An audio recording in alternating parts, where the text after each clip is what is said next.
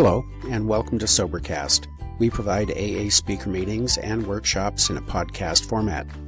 We are an ad-free podcast, and if you enjoy listening, please help us be self-supporting by visiting sobercast.com, look for the donate link, and drop $1 or $2 into the virtual basket.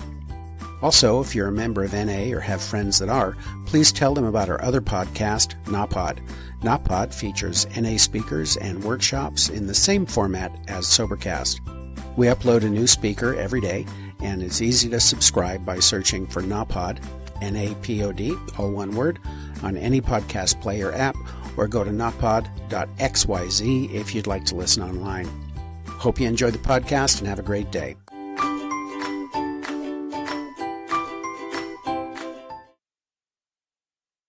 Rose from the Spiritual Awakenings Group in Bernardsville, New Jersey. So, welcome, Rose.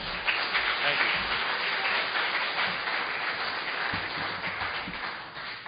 Hi, everybody. My name is Rose. I'm an alcoholic. My day of grace is May 10th, 1998. I have a sponsor who is taking me through the work. She has a sponsor. Her sponsor also has a sponsor. I have several sponsees that I take through the work. We do the work right through the big book. And what I'm here today to speak to you about is step 3. And you know, we have this little workbook thing that's got a format thing in it. And first of all, I just want to start out by qualifying very briefly. The first time I took a drink, I was about 3 years old. It was not something that I was like, oh, I need relief, I'm going to take a drink. It was just the pretty pink stuff at a barbecue. You know, it was like wine coolers. You know, it was the 70s. Wine coolers were very in. My parents were at a party in California where we lived, and I walked around the room after everybody left and went outside to the hot tub, and I drank the pretty pink stuff. You know, I thought it was kind of cool. And it was probably fuzzy or something, but it was pretty, so I drank it. And everybody thought it was real funny, you know, 3-year-old bobbling around, you know, all drunk, until I blew pink chunks all over the bathroom. So that was the first time I drank, and every time I drank after that, it was pretty much the same deal. It was, except as I grew older, the first time I drank really when I was a teenager, it was really to escape, because I was very nervous, I was very awkward. Speaking in front of a class like this, like I was the girl that did this. I was like, my name is Rose, and, and I'd shake uncontrollably. I was totally nervous. I was so uncomfortable. I always felt like I was not good enough. I always felt that everybody was going to criticize me. I never felt good enough. I always felt alone. It didn't matter how many people were around me. That's just how I was. I was an overachiever who just thought that no matter what I did, I was never going to be good enough. When I drank, all that disappeared. For me, alcohol was my solution. It worked very well. I got sober. Well, I went to treatment. I didn't get sober. I went to treatment when I was 24 years old. At that point, I had a 5-year-old child, and I didn't realize it, but at that point, the only thing that I had left was my child. And my parents, if I hadn't agreed to go to treatment at that point, they were going to petition for custody. I had been married, I had lost that marriage, I had had vehicles and they were gone, and I had jobs, they were gone. I had gotten fired as a result of my alcohol abuse. I was not a very good mother. I did things like I left her at home by herself so I could go out and get more booze because I needed it. I'm also one of those kinds of people that when I drink, I will actually make myself puke so that I can make more room for more booze. Like, that's just how I roll. It's not a pretty thing. There's nothing pretty about me being drunk. It's disgusting. I will puke on your feet. I will puke out your door, the window. I will puke off your roof. I will puke anywhere, really. And it's pretty sad. I mean, it's pretty sad. So I went into treatment when I was 24 years old. Really on a moment of grace, because any other time anybody had ever said, you drink too much, I was like, well, yeah, really? You noticed? It was, Captain Obvious. I mean, I knew that I drank too much. I mean, it's really expensive to fund a habit where you're drinking a fifth of Jack Daniels in a day. I mean, I know it's a lot, and I didn't understand that was a problem because it was my solution. Everybody else that I knew had a problem with my drinking. Drinking was my medication, so I didn't really have a problem with it. The day that I went to treatment was literally God's grace stepping into my life. They said, you need to check yourself into treatment, and I said, okay. I have no idea where that came from, but I said, okay. I was willing for like a millisecond. After I got out of treatment, about 2 weeks later, I did use another non-conference approved substance, which is why I don't say that I got sober when I went to treatment. I didn't think it counted because this is AA, and that was not alcohol. But for me, it counts. And so my sobriety date is May 10th, 1998. When it comes to step 3, on this format that I have, it really breaks it down pretty simply. It says step 3 problem is self-sufficiency. Anybody ever self-sufficient?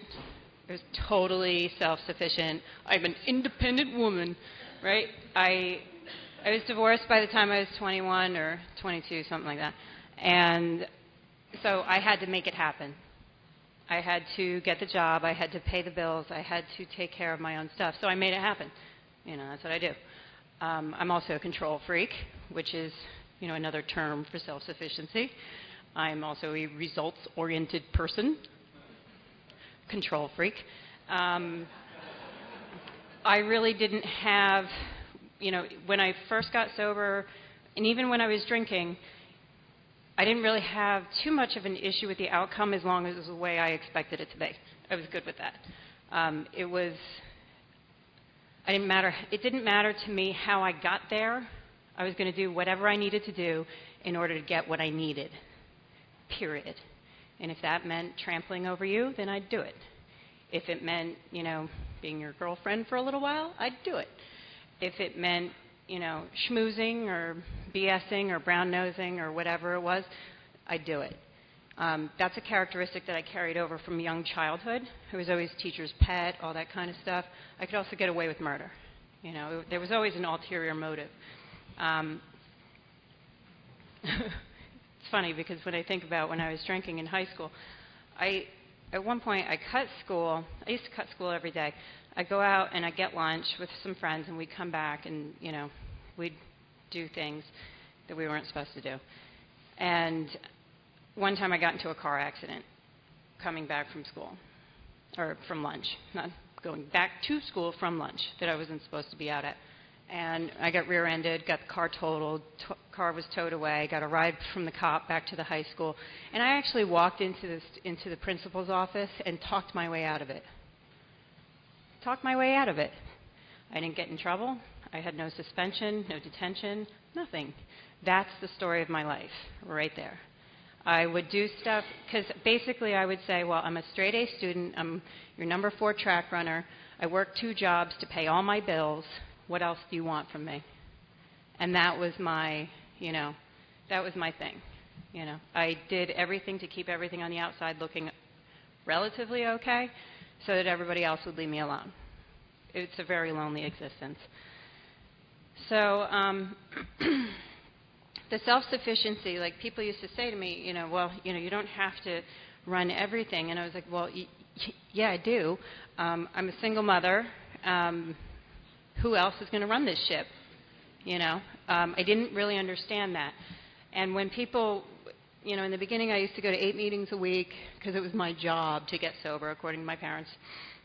I lived with them in the beginning because I was totally bankrupt in every way, shape, and form. So I went to meetings like it was my job. And I did the beginners meetings, the 1, 2, 3, 1, 2, 3, 1, 2, 3. I didn't realize that in the big book it says right at the end of 3 that next we launched into our inventory. I never caught that. It doesn't say go back to 1. But I did that. I did the 1, 2, 3, 1, 2, 3, 1, 2, 3, 1, 2, 3. And when people said things like turn it over, let go, let God, I thought that that meant, and this is how not to do step 3. Let me just be really clear. Do not do this. And if you're doing it, stop. I thought that that meant that anytime anything bad happened that I didn't know how to handle, I was supposed to take a deep breath, push it down, and tell you I was fine. Okay? I thought that letting go and letting God was just pretending it didn't exist. And that is not the case. That's not how we do it. That's not the practice of step 3 at all. That's the practice of denial, which is dishonest and, causes a mess.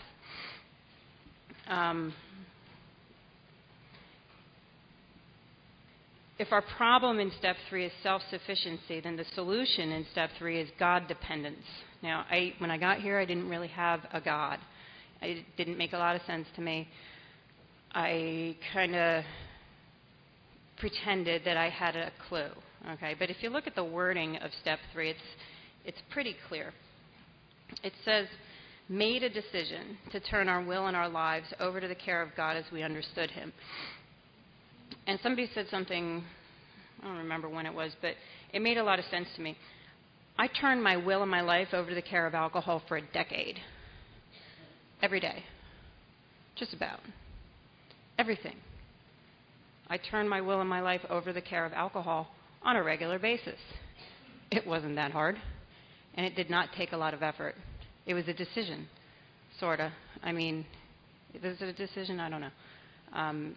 Considering I'm powerless over alcohol, so there probably wasn't a whole lot of decision-making in there.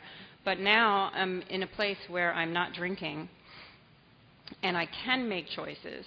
So I'm asked to make a decision, just a decision, to turn my will and my life over to the care of God as I understood Him.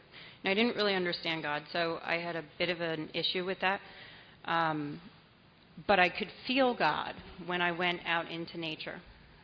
And so I would kind of go out into nature, and I could feel a little bit at peace. And any problems that I was having, I'd kind of take it, I'd go for a walk, I'd do whatever I needed to do to just kind of get quiet. All right. So that was my version of step 3 at the time. It wasn't super effective, but it seemed to be enough. I mean, it was kind of scraping the surface, and that seemed to be enough at that point to keep me from not drinking. Now, I wasn't happy in any way, shape, or form, just so you know. But I wasn't drinking. And at that point, that was really what I was looking for. Over the period of years, step 3 has changed drastically for me. Anytime I feel that feeling that I am trying to control the outcome of something, I feel it in my body. I get very, very tight. My chest gets tight. It's hard for me to breathe. I have problems swallowing. I get really shaky. I start getting really nervous. I get really distracted. I start forgetting stuff all the time because I'm totally obsessing over something. That's usually because I'm not asking God to come in. All right. If I need to turn my will and my life over to the care of God, it doesn't say made a decision to turn my drinking over to the care of God as we understood Him. It says my will and my life. My will and my life are my thoughts and my actions. It's a little bigger than just my drinking. So my thoughts and my actions, It's funny because I love the part that they do in the big book about step 3. They talk about, there's this paragraph on here that talks about, it's so perfect, and it's my favorite way to do it. If you go to page 60, right after the ABCs, it says, being convinced. Being convinced. Being convinced of what? A, that we were alcoholic and could not manage our own lives. I'd proved that to myself over and over and over again. It was clear, crystal clear, that probably no human power could have relieved our alcoholism. I tried using every human being I knew to cure me of my ism, whatever it was, It was alcoholism, but even my untreated alcoholism when I first got sober. I used a relationship in the beginning to try to make me better, make me feel whole, and see that God could and would if He were sought. That one I wasn't totally convinced, but I was like, you know what, if God can't and He won't, I mean, if he's not sought, then what do I have to lose? If I am seeking him, maybe it'll work. And that was really all I had. The first requirement is that we be convinced that any life run on self-will can hardly be a success. On that basis, we are almost always in collision with something or somebody, even though our motives are good. Anybody ever experienced that? And again, the story of my life. When I read that sentence, like early on, I was like, whoa, that's me. I'm always in collision with everybody and everything. I didn't realize that was not a good thing. I thought that was, I don't know. Each person is like an actor who wants to run the whole show. Okay, now what I'm going to do is I'm just going to personalize this, because when I personalize it, it makes a lot more sense to me. Okay, Rose is like an actor who wants to run the whole show. She is forever trying to arrange the lights, the ballet, the scenery, and the rest of the players in her own way. If Rose's arrangements would only stay put, if people would only do as Rose wished, the show would be great. Anybody identify with that? If everybody would just do it my way, it would be cool. Everybody, including Rose, would be pleased. Life would be wonderful. In trying to make these arrangements, Rose may sometimes be quite virtuous. He may be kind, or she may be kind, considerate, patient, generous, even modest and self-sacrificing. On the other hand, she may be mean, egotistical, selfish, and dishonest. But as with most humans, he is more likely to have varied traits. That kind of hit home to me because I am a chameleon. I'm a total chameleon. I will adjust to my environment wherever I am. I've done it all my life. You know, I was a jock. I was a track runner, so I hung out with the jocks. I listened to all the, I followed the dead and, did all that kind of stuff. So I adjusted to that scene, and I adjust wherever I need to adjust in order to get what I need. So I'm very, very familiar with that. Okay, what usually happens? The show doesn't come off very well. Rose begins to think life doesn't treat her right. That was like my mantra, I'm the victim. She decides to exert herself more. Next time I'll try harder. I'll just try harder. And I would. I would exert more energy into every situation that I came to. She becomes, on the next occasion, still more demanding or gracious, as the case may be. Whatever the situation calls for, I'll bring it. Right? Still, the play does not suit her. Admitting she may be somewhat at fault, she is sure that other people are more to blame, hence my inventory. She becomes angry, indignant, self-pitying. Self-pitying is that's my key right there. Big pity parties. What is her basic trouble? Is she really not a self-seeker even when trying to be kind? I didn't like that sentence too much. I was like, hey, whoa. Is she not the victim of the delusion that she can wrest satisfaction and happiness out of the world if she only manages well? I didn't realize that was a delusion. I thought it was the truth. I really did. I thought it was the truth. If I just try harder, then I will be enough. You'll like me if I try harder.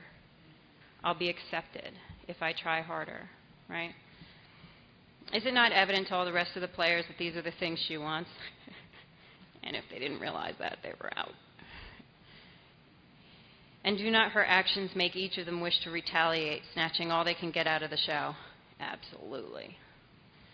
Is she not, even in her best moments, a producer of confusion rather than harmony? That's me. Next page says selfishness, self-centeredness. That, we think, is the root of our troubles. When we say, selfishness and self-centeredness, selfishness and self-centeredness, that, we think, is the root of my troubles. I'm selfish and self-centered. That's what it revolves around. That's the truth. Okay? It was kind of a hard pill to swallow. Okay?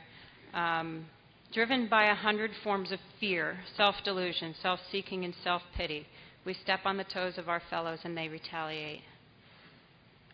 That line right there hit me like a brick wall. I had no idea how fear-driven I was. Totally fear-driven. Every decision I ever made, And every decision I didn't make was based on fear. I got married out of fear. I had a baby out of fear. I got divorced out of fear. I didn't go away to college out of fear. I went to county college out of fear. I, had roommates out of fear. I did everything out of fear. Everything. I'd stay at jobs out of fear. I'd leave jobs out of fear. Everything I did was fear motivated. All of it. It was all like a continuous panic attack. It was a lot of fun. Sometimes they hurt us, seemingly without provocation, but we invariably find that at some time in the past we have made decisions based on self which later placed us in a position to be hurt. That line right there became very, very important to me when I was writing my inventory, because when I wrote my inventory and I wrote that fourth column out and I found out exactly what I did to place myself in a position to be hurt. It was usually selfishness, self-centeredness, and self-seeking that always put me in that place to be smashed. And then I was the victim. Poor me. Right? So our troubles, we think, are basically of our own making, which is great news. My problems, all my troubles in my life are of my own making.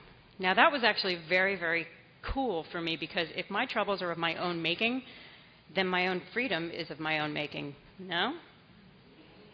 I can stop making trouble. Me? I was the biggest troublemaker that never got in trouble. I did not get arrested.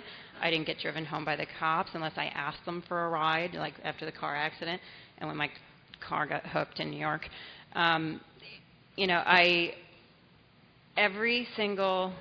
All those circumstances, these are not the things that made my life unmanageable. These are the circumstances of my drinking. Every single one of those things, like when I got beat up by my best friend and she gave me a concussion, and when I'd wake up in strange places with strange people, strangely clothed, and when I would drive people's cars kind of on the road, and scare the crap out of people, when I would get into fights with people and not remember it the next day and they didn't want to talk to me ever again, when these friendships that I had for years and years and years would just disappear and I had no idea why. Like, all those troubles were of my own making. The cool thing is now I don't have to make those problems. I don't have to manufacture drama. I don't have to manufacture issues. I don't have to manufacture any of that. I don't have to manufacture my own misery anymore. I'm a professional misery manufacturer. It's unfortunate there's no money in it, but it's because there's no money in it, there's only suffering in it for me, and I don't have to do it anymore, which is a decision that I can make. I can make the decision the other way too. I can do that in a heartbeat. If I want to have a pity party, I'm going to have a pity party. I don't send out invitations. Sorry. But, and it says in here, this is actually pretty interesting. It says, our troubles arise out of ourselves, and the alcoholic is an extreme example of self-will run riot, though he usually doesn't think so. I really didn't think that I was, self-will run riot. I really didn't. But there are certain times in my life where, I have people in my life that will say, self-will run riot. I'm like, ooh. That just means I need to look at it. Am I doing it? Am I doing it again? Yeah. Sometimes I do it. I do it at work a lot. That's where I do it a lot. It says, above all, we alcoholics must be rid of this selfishness. We must, or it kills us. Okay, so to get rid of it, it says God makes it possible.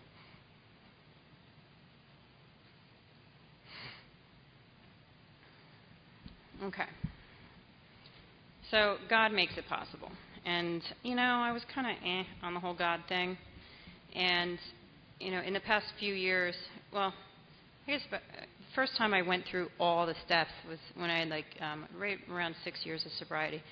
And, up until that point, I had gotten to the point in sobriety where I was suicidal. I was not drinking. I was not doing drugs. I was not medicated. But I wanted to kill myself pretty regularly. And I thought about it a lot. And my sister even threatened to call the suicide hotline, and I threatened her not to. I was not a happy person. Okay, I was about 5.5, 6 years sober, and I was not working I was working a program, but it just wasn't this program. I was going to meetings. I had written some inventory. I had never made amends. I had never made direct amends. I was making like those stealth amends, those living amends where you don't explain anything and you just act nicer. People were waiting for me to just flip again. It was not a good way to live. It was not a happy camper. And I refused to pick up a drink pretty much out of stubbornness, which is bizarre. But by the time I had about 6 years, I wanted to kill myself. And I actually went through the steps. I did a very, very thorough inventory, and I found out the truth about myself. And part of this, when I went through step 3, at that point, it was literally, read it, get to the prayer, hit your knees, do the prayer, move on. That's how I did it. Since then, I have gone through step 3 in slightly different ways, which is, a little, like that's what I needed then. It was kind of like going to the emergency room and seeing a triage nurse and just getting like the main thing out of the way. I was suicidal, so we had to take care of that really quick. When this third step prayer comes up, it's on page 63 right in the middle. And it says, the wording of it, I have a hard time with these and thys and thous, and, I'm not a big church person. It's just not my deal. But when I do this prayer, I change the these and the thys to you, just because it makes more sense to me. So it says, God, I offer myself to you. Okay. To build with me and to do with me as you will. All right. Here's the deal. I've gone through step 1. I've recognized how totally and completely powerless I am. I've gone through step 2. I've taken the idea that there may be a higher power that's bigger than me that's going to restore me to some form of sanity. I have no idea what that looks like, but I'm like, you know what, I can accept it for now. That's cool. Next. I'm on step 3. Okay, my life is a mess. We know this. Totally unmanageable, total train wreck going on all over the place. I'm an emotional basket case all the time. I'm a wreck. I want to kill myself, So, all right, obviously, I'm not real good at managing my own life. So I'm saying to God, God, here it is. I'm really sorry. I broke it. You take it back. To build with me and to do with me as thou wilt. Okay. So I'm giving my life back to God so that he can fix it the way it's supposed to be. I'm offering it to him because I've done a real good job screwing it up. Relieve me of the bondage of self so that I may be able to do thy will. When I say bondage of self, I mean that selfishness, self-centeredness, the self-delusion, self-seeking, self-pity, self-loathing, self-hatred, self-love, the self goes along. There's a list a million miles long of what that looks like. Relieve me of that so that I can better do your will. I don't really know what God's will is, but it's got to be better than mine. It's got to be. Take away my difficulties. Now, take away my difficulties kind of sounds a little on the selfish side, like, thanks me, That's not really what I'm saying to God. I'm saying take away my difficulties so that victory over them may bear witness to those I would help. Okay. Take away my difficulties so that I can show others, I can be a demonstration to others that it works. Now, if I was standing here, all right, when I first got sober, I had lost my job for drinking. I was completely unemployable because I couldn't stay awake for the whole day. I had to take a nap at 3 o'clock because I'd cry. I was 25 years old, and I cried at 3 o'clock because I was too tired. I didn't know how to feed my child breakfast. I was on welfare. I was getting food stamps, and did I have a car? Yeah, I had a car that was like a red car, and it had a white door, and there was duct tape on the side to keep the rain from coming in, and that door didn't open. And there were holes in the floor where the water would come up when it did rain. So that's kind of what I looked like, in early sobriety. Now, if I was standing here with 13 some odd years of sobriety and I still was driving the jalopy with the red and white, my daughter used to call it the candy cane with the crunch taken out of it, if I was still driving that car, I was still milking the system on welfare, still collecting food stamps, and I was like, living off the government, would you want what I had? No. No, you wouldn't. I've been relieved of all that. I own my own home. I own my own car. I have a job that actually wants me to show up on a regular basis. I do a good job. I take care of my child. There's food in the house. I have medical insurance. I take care of my stuff. I'm a responsible human being. I actually, I pay most of my bills. I pay most of my bills on time, except the water bill, but we're resolving that. That was just an oversight. But it wasn't like I, intentionally sent the wrong check to the wrong people like I used to. I used to do that. And I didn't call up and, make up a story about, my grandmother, blah, blah, blah, or somebody died or this, that, or the other.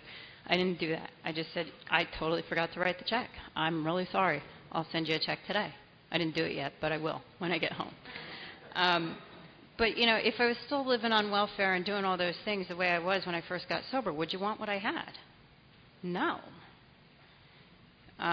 Take away my difficulties so that victory over them may bear witness to those I would help of your power, your love, and your way of life. May I do your will always. That's some pretty powerful stuff. Okay, so let's go over this. I broke it. Oops. Here it is. Can you show me what to do with it? There you go. That's the third step prayer. One thing that I find very, very interesting about this prayer is there's no amen. There's no amen at the end of it. You'll find the amen after step 7. It's after the 7-step prayer. So the way I kind of look at this is when I do the third step prayer, and right at the end of the third step, at the bottom of the page, it says, next we launched out on a course of vigorous action, which is, our personal house cleaning. That's our inventory. So as soon as I start this prayer, I do this prayer, and then I'm launching out into doing a written inventory, a 5th step, step 6, and step 7. And at the end of step 7, there's a 7-step prayer, right? And at the end of it, it says, amen. When I'm going into this, like kind of not really understanding God, I am asking God, whatever it is that I don't necessarily understand, to just watch over me over this entire process. And for me, that prayer is kind of a continuous bridge that kind of doesn't end until I'm done with that 7-step prayer. I'm protected, I kind of like that. It's like a little bubble. I can do this inventory that I would never do on my own accord. I would never actually sit down and write down all the horrible things that I've done, right? I'm not putting that in black and white. What if somebody finds out? I'm doing that under God's power, okay? So that's a little interesting note. Oh, okay. How long do I go till? Oh, okay, cool. Great. So, the step 3 principle is faith. Now, the faith is that, God is going to take care of me. I have an idea of a higher power, and I'm really hoping that He's going to, come and help me out. And the faith, comes out of a belief of that, a belief in that. What I kind of did, because I didn't really have any faith, but I was capable of a belief. A belief is just a thought. It's just a thought. I'm making up my mind to believe something. It's kind of like, if I can sit in my house and have no food in my refrigerator, and I believe there's a grocery store a half mile from my house. I believe it's there. I believe they have food for sale, right? Now, I can sit in my house, kick back and do nothing, and just believe that the food is a half mile away in a grocery store. That is not going to put food in my refrigerator, right? I actually have to take some action. I have to get up, go to the store, purchase the food, and bring it back. Now, once I've done that, then I have some faith that that grocery store has food. You know what I'm saying? So this isn't, this whole step 3 thing, made a decision to turn my will and my life over to the care of God as I understood Him, is not, I sit back and just let God run the whole thing and I don't do anything. That's not what this is. This requires a little action, and this is that last step right before the 4th step, This is where we make the decision that we're going to go on with the rest of the steps. And that's the action part, okay? If it's just a thought, when it's followed by no action, leads to nothing. That's just a thought, right? We have to follow it up with action. There's a reason these steps are laid out the way they are. When I actually, I'm horrible at this. I'm really bad at asking for help. I can sit there and think about asking for help. I do it. I did it a couple of weeks ago, didn't I? It was on a Sunday or a Saturday. I decided to sit on the pity pot. I did not send out invitations for this pity party. I did not buy appetizers either. I just decided that I was not going to answer the phone, and I was going to stay at home because somebody had not behaved the way I wanted them to. How dare they? Right, so I sat in my house and I did nothing for the entire day. I watched movies, a lot of movies. Movie. I got caught up on all my HBO shows. I ate a little. I slept a little. By the end of the day, I was absolutely miserable. So I went to sleep. Miserable. I woke up the next morning and I called a few people. I'm like, dude, I just got off a 24-hour bender of being totally isolated. I have to tell on myself because that's just kind of how I do it. I can do this in a heartbeat. I can jump into that self-centeredness, self-pity, all that kind of stuff in a heartbeat. I know what the tools are. I'm very familiar with them. I have my books everywhere. I have sponsees. I have sponsor.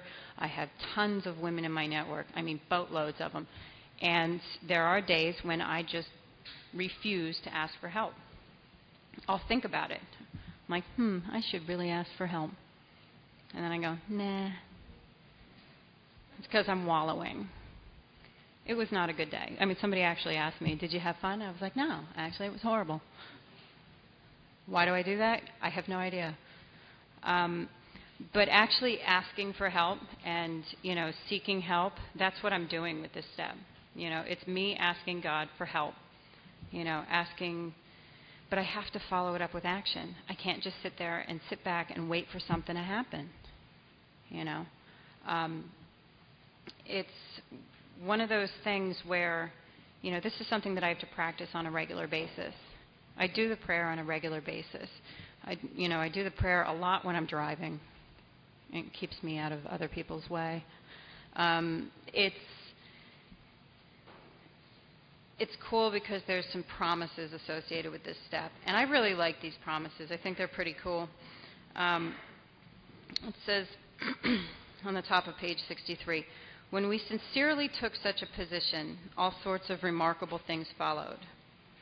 We had a new employer. Okay? Being all-powerful, he provided what we needed if we kept close to him and performed his work well. If. Okay, so that's a conditional promise. Established on such a footing, we became less and less interested in ourselves, our little plans and designs. Whenever I'm doing a little plan and design, I do this. I go, wah, and I do these little emails, and I'll let somebody know what my little plan and design is, and the subject line says, mwah. I spelled it out.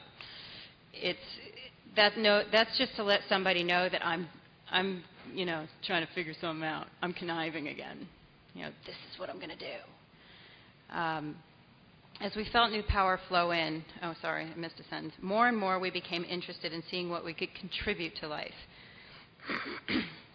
All my life, all my drinking, I was one of those people that I walked into the room and I just sucked all the oxygen out of the room. That was me. We call them succubuses. They're those spiritual suckers. You ever meet them? The spiritual suckers. They just walk in and all the air disappears. It's like, what the heck? I identify with those people very, very closely because that's me. As we felt new powers flow in, as we enjoyed peace of mind, as we discovered we could face life successfully, as we became conscious of his presence, we began to lose our fear of today, tomorrow, or the hereafter. Holy mackerel. That's awesome. We were reborn. I always thought that when I was drinking, I really thought that I just needed a do-over. I needed a giant do-over for my life because it was so bad. It was such a mess. It was so bad. All I wanted was a do-over. And here it is. I get a do-over. It's awfully nice. I can even do the do-over when I've had a day like that Sunday. I, can sit in my pity pot. It doesn't destroy the rest of my year. It just was a bad day. Do-over, next day, And then I can actually look at what I did and, no, I didn't reach out to anybody. I could see exactly what I did. I know exactly where I went wrong. I wasn't asking for help. I didn't pray. I didn't meditate. I didn't reach out to anybody. I didn't go to a meeting. I didn't use any of the tools that have been laid at my feet. So what the heck did I expect? Shocker. This whole thing, our troubles we think of are basically of our own making. There you go. That one Sunday I did it. I made them. It wasn't fun, but evidently I had to do it, maybe so I could share with you. I love right in the book, it has the prayer. I love the way this is written. It has the prayer, and then right after it, it says, we found it very desirable to take the spiritual step with an understanding person. We've already done it, right? They wrote the prayer, and then they say, P.S., you should probably do this with an understanding person, such as our wife, best friend, or spiritual advisor. I do this with my sponsees. We do this on our knees in my living room, and I usually hold their hands. That's kind of how it goes. We do it a lot. We don't just do it when we're starting inventory. Some people have really long inventories, and we do it every time we meet, Or if it's been a while and they've kind of gone off into left field and I don't know where they've been, we kind of bring it back to this and we start it with the prayer just to invite God in, right? I'm not there when I'm working through a third step with somebody, when I'm taking somebody through the third step. I'm not there, and the fourth and the fifth, I'm not there to tell them how they need to run their lives. So just to make that super clear, we ask God to come in and guide us through the entire process with that third step prayer. It works very well, Okay, it says here, this was only a beginning. Though if honestly and humbly made, an effect, sometimes a very great one, was felt at once. And then right at the bottom of the page, next sentence, it says, next, we launched out onto a course of vigorous action, the first step of which is a personal house cleaning, which many of us had never attempted. Though our decision was a vital and crucial step. What decision are they talking about? Anybody have an idea? Maybe the third step decision? Though our decision was a vital and crucial step. I busted out a dictionary because I wasn't really sure exactly what they were talking about. Vital means life-giving. Life-giving. Okay? When we're dying of alcoholism, vital is what we're looking for. And crucial means absolutely necessary. Okay, so our decision is vital and absolutely necessary, right? It could have little permanent effect unless at once followed by a strenuous effort to face and to be rid of the things in ourselves which had been blocking us. Okay. Take that sentence and just let's flip it around. All right. It could have little permanent effect unless at once followed by a strenuous effort to face and be rid of the things in ourselves which have been blocking us. How about maybe it could have a permanent effect if we did at once sit down and make an effort, a strenuous effort to face and be rid of these things. Is it possible that we could take a third step, and if we're really willing and we actually go directly into our inventory, that we could actually be permanently sober? I don't know. I didn't try it. Kind of an interesting thought. People just say, keep coming one day at a time. There came a certain point for me where that was not okay. Because I was like, I'll drink tomorrow. I was psychotic.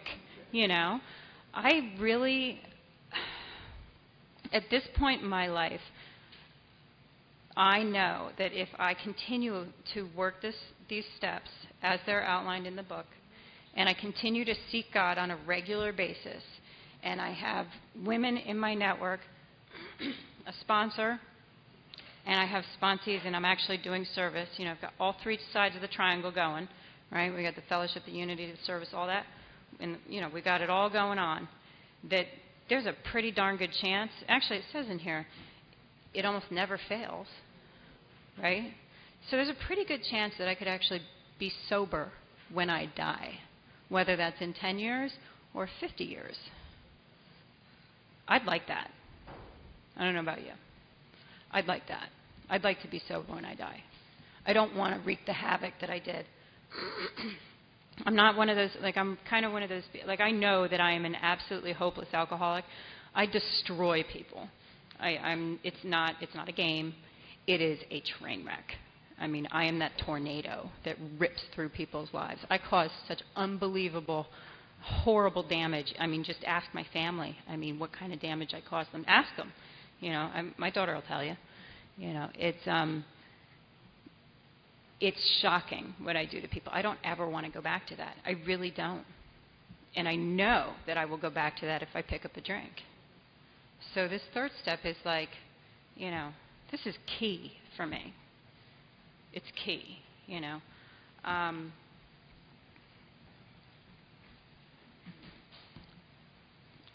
have to tell you, in the beginning, the way I did this, because I wasn't really sure what I believed in, and I wasn't really, I'm kind of a scientific type person. I had an associate's degree in science when I was newly sober, and I like things that are very logical and can be proven. I'm all about the proof. And in, a lot of this stuff in the 12 steps is stuff that I kind of had to accept on blind faith. It was kind of like I really hope it's going to work. That was kind of my stance. But when it came to the third step, what I would do with things, when people would say, well, why don't you try giving it over to God and see what happens? And I would try this. If I lived with my stepmom and my dad when I first got sober. And my stepmom is a lovely woman, and she has a lot of life experience, and she really liked to share it with me, and she was trying to teach me how to take care of my child. I took it as her controlling me and telling me what to do, which I didn't like. And so she would say, you need to do this, and the hair on the back of my neck would stand up because I don't like being told what to do. And I just kind of bite my tongue. I bit my tongue and the inside of my cheek for a year. No joke. It was always bloody. And this is not a way to be sober. Believe me. I was not drinking, but I had a bloody mouth. So I'm walking around biting my cheek and biting my tongue all the time. And somebody said, how about instead of trying to figure it out and make it work, because I'd go toe-to-toe with her, and we'd, have fights and stuff. And they'd say, why don't you try giving it to God? And I would do this little prayer. I wasn't aware of this prayer at the time, but I would do these little prayers, and I would just say, God, please show me how to handle this situation with my stepmom and guide me in whatever I need to do, because I don't know. And then it was funny, because something else would happen, and the situation would present itself where I was able to make it better, and it was just kind of smooth. These smooth transitions would start happening, these resolutions would start occurring, and I didn't really understand how that happened. So I try to approach situations how I used to, trying to figure it out and, how I'm going to fix it and see what would happen. And usually when I did that, it blew up. And every time I would take it to God and actually ask God for help, it didn't blow up. It would just kind of resolve itself. And that was one of those things, in early sobriety, that I kind of took. I was like, maybe there is something to this God thing. Maybe he is more powerful than me. Maybe he is actually in my life, active in my life. Today, the way this looks, I don't know if anybody here is a parent. I have an 18-year-old child, and she's grown up in this program, and she's not me. I really thought she was going to turn out just like me. I really did. I was very scared that she was going to be an alcoholic and all this other stuff. So when it comes to controlling, and all this stuff, the self-sufficiency and controlling and all this other stuff, I'm all about that when it comes to my kid. And I would try to control all these things with my child, how she's going to behave and how she's going to act and what she's going to do in school. And it really was leading to a lot of uncomfortability inside me. and uncomfortability in our home. It wasn't working out real well. And, a few years back, I had to start asking God to give me guidance and direction in how I raise my child. Because I don't know all the answers. Bottom line is, this is my first kid. I've never done this before. I don't have a book. I didn't have a great role model. So, I'm just kind of going as I go. And lo and behold, after all the crappy things that have happened, because, it has not been an easy 18 years, kid's going to college. She's got a big scholarship. They want to give her money, lots of money. It's the most bizarre thing in the world. When I got sober, I didn't have a pot to piss in or a window to throw it out of. I had nothing. Nothing. I was actually able to pay for her first semester in college. I don't even know how it happened. I'm like, okay. It's like I ask God to come into my life and guide and direct me in every way that I need to, and I'm not really worried about, I don't have the anxiety about how everything is going to get taken care of. You know what I mean? I'm not going to not send her to college because I don't know how year 2 is going to be paid for. Because it'll happen. I don't know how, but it will. You know what I mean? It's kind of nice because I don't have that intense anxiety anymore about how things are going to turn out. It's a very, very different way of living today. Every day when I ask God to come in and guide and direct me in everywhere, everything that I do, it's like He does. Who knew? I'm just going to open it up, and if anybody has any questions, comments, criticisms, anything else, I'd love to hear it. So thank you very much for letting me share.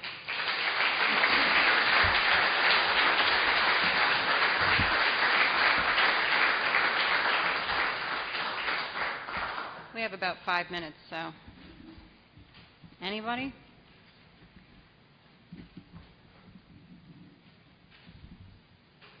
Come on, really? There's 100 people in here. Thanks.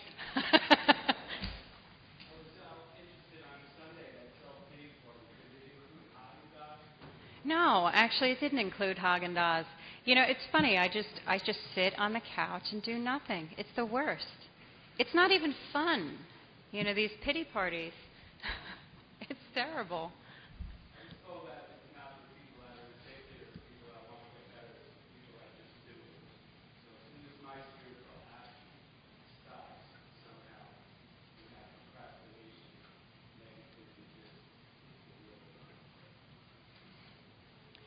Yeah, one of my things, I was one of those people who lived my life pretty much, the way my outlook on life was everything is, life is a battle.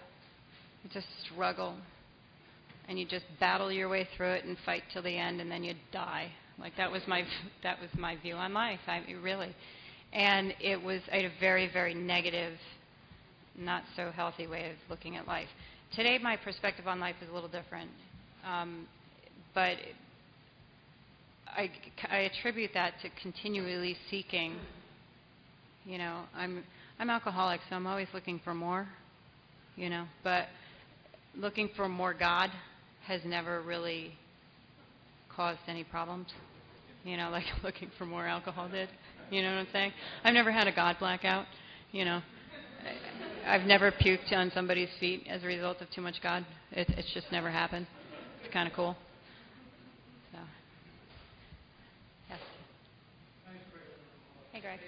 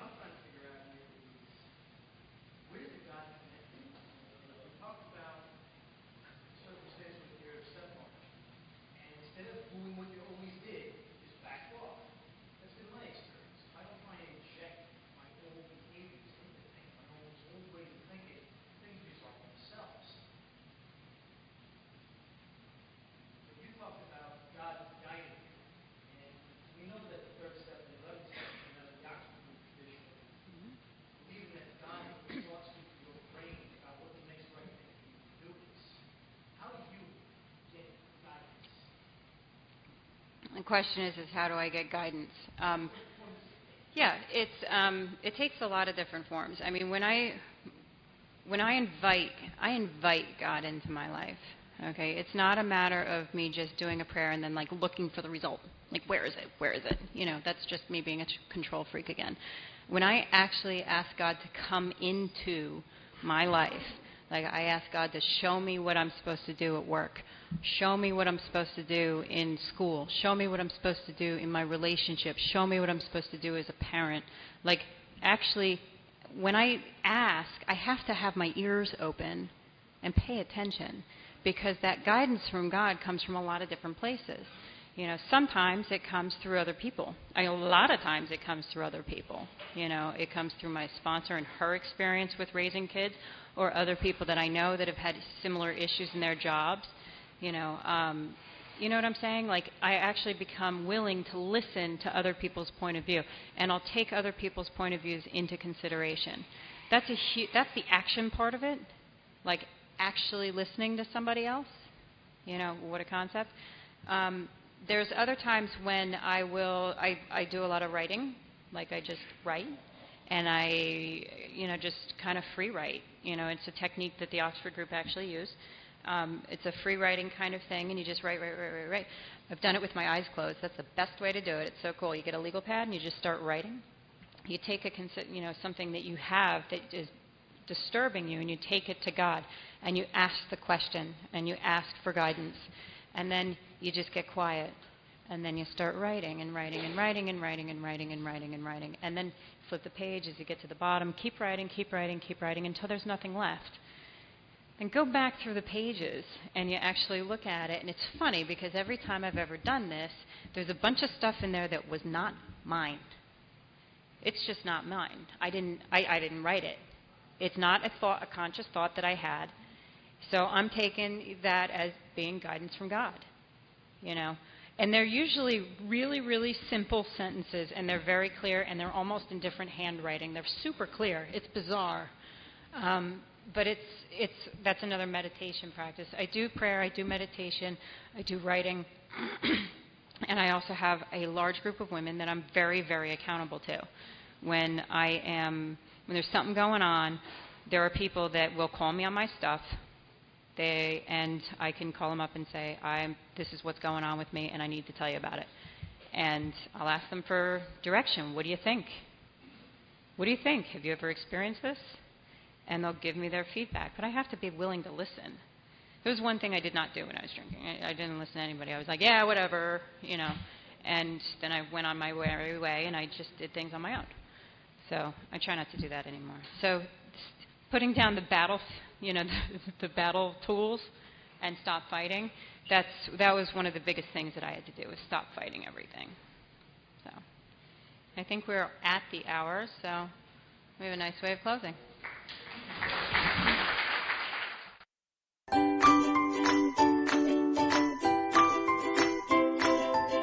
Thanks for listening. I hope you enjoyed the podcast. Sobercast is ad-free, and we'd like your help in order to keep it that way.